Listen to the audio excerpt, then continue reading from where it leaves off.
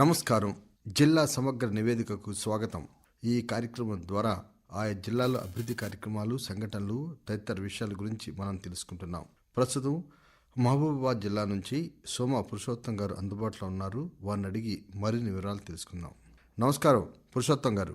నమస్కారం అండి. చెప్పండి, మహబూబాబాద్ జిల్లాలో ఇటీవల కాలంలో చోటు చేసుకున్న ముఖ్య పరిణామాలు ఏమిటి? మహబూబాబాద్ జిల్లా కొరివి మండలంలోని వీరభద్రస్వామి ఆలయంలో మహాశివరాత్రి సందర్భంగా భద్రకాళి వీరభద్రుల కళ్యాణ మహోత్సవం ఘనంగా జరిగింది. లోక్సభ ఎన్నికల నగారా మోగడంతో మహబూబాబాద్ పార్లమెంటు నియోజకవర్గం పరిధిలో పొలిటికల్ హీట్ మొదలైంది. ప్రధాన పార్టీల అభ్యర్థులను ఖరారు చేయడంతో వారు ఓటర్లను ప్రసన్నం చేసుకునే పనిలో నిమగ్నమయ్యారు. ఎన్నికల నియమావళిని పకడ్బందీగా అమలు చేసేందుకు అధికారులు విస్తృత ఏర్పాట్లు చేస్తున్నారు.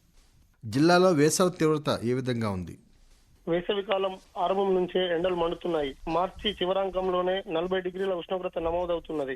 ఏప్రిల్ మే మాసంలో పరిస్థితి ఏమిటని ప్రజలు ఇబ్బంది పడుతున్నారు. గత ఏడాది కంటే ఈ సంవత్సరం ఎండలు తీవ్రంగా ఉండే అవకాశాలు ఉన్నాయని వాతావరణ శాఖ హెచ్చరిస్తుంది. మార్చి ఏప్రిల్ నెలలోనే ఎండలు పెరగడం, వడగాలులు వీస్తుండటంతో ప్రజలు ఉపశమనం పొందేందుకు పడరాని పాటలు పడుతున్నారు. ఈ మాసంలో వివాహాది శుభకార్యాలు ఎక్కువగా ఉండడంతో వీటికి హాజరయ్యే బంధువులు, స్నేహితులు ఎండలో ఇబ్బంది పడుతున్నారు. ప్రయాణాల్లో, ఫంక్షన్ హాళ్లలో ఉక్కపోతతో చిన్నారులు, వృద్ధులు ఇబ్బంది పడుతున్నారు. ఏమైనా పనులు ఉంటే ఉదయం 9 గంటలలోపు ముగించుకొని సాయంత్రం 5 తర్వాత బయటకు వస్తున్నారు. రోజు రోజుకు ఎండలు తీవ్రతరం కావడంతో వాతావరణ శాఖ హెచ్చరించడంతో వైద్యాధికారులు అప్రమత్తమయ్యారు. ఎండ దెబ్బ తగలకుండా ప్రజలు అప్రమత్తంగా ఉండాలని తగు సూచనలు చేస్తున్నారు. జిల్లాలో వ్యవసాయ మార్కెట్ కు వచ్చిన ఆదాయం ఎంత? ఏనాడు రానంతగా ఈ సంవత్సరం మహబూబాబాద్ వ్యవసాయ మార్కెట్ రాబడి సాధించింది. ఈ మార్కెట్ 2023-24 ఆర్థిక సంవత్సరం లక్ష్యం 6,88,00,000 రూపాయలు కాగా సుమారు 7 కోట్ల రూపాయలు ఇప్పటికే దాటింది. ప్రధానంగా ఈ మార్కెట్ కు మిర్చి, పత్తి, ధాన్యం, మొక్కజొన్న అధికంగా రావడంతో ఆదాయం పెరిగింది. గత ఏప్రిల్ నుంచి ఇప్పటి వరకు మిర్చి 1,27,000 క్వింటాలు, పత్తి 34,000 క్వింటాలు, ధాన్యం 1,54,000 క్వింటాలు, మొక్కజొన్నలు 85,000 క్వింటాలతో పాటు అపరాల పంటలు ఉత్పత్తులు వచ్చాయి. కేసముద్రం వ్యవసాయ మార్కెట్ ప్రభుత్వం విధించిన లక్ష్యాన్ని మించి ఆదాయం సాధించింది. ప్రభుత్వం 2023-24 ఆర్థిక సంవత్సరానికి గాను 6,18,00,000 రూపాయలు లక్ష్యం కాగా 6,50,00,000 రూపాయలు దాటాయి. గతేడాది 5,55,00,000 రూపాయలు సాధించగా ఈసారి మరో 1 కోటి రూపాయల వరకు ఆదాయం పెరిగింది. జిల్లాలో జాతీయ లోక్ అదాలత్ ఎలా జరిగింది?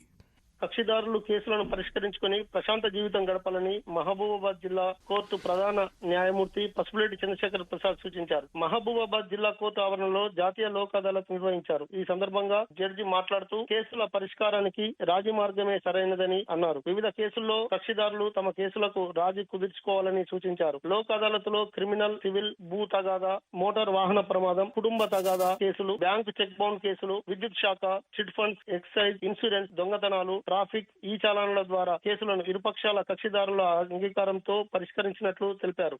మరి మహబూబాబాద్ జిల్లాలో అధికారులు ధాన్యం కొనుగోలు కేంద్రాలు ఎన్ని ఏర్పాటు చేశారు?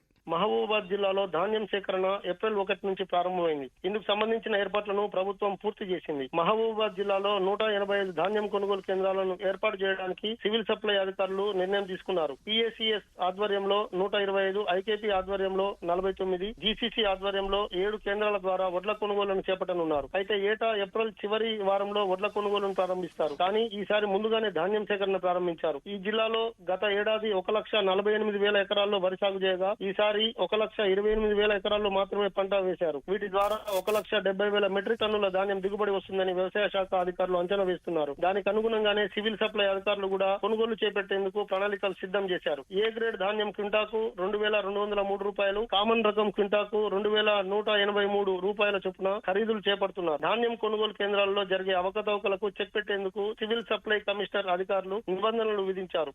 అదండి, మహబూబాబాద్ జిల్లా నుంచి మా ప్రతినిధి సోమ పురుషోత్తం గారు అందించిన జిల్లా సమగ్ర నివేదిక. మరి మరో రోజు మరో జిల్లా సమగ్ర నివేదిక విందాం. అంతవరకు సెలవు. నమస్కారం.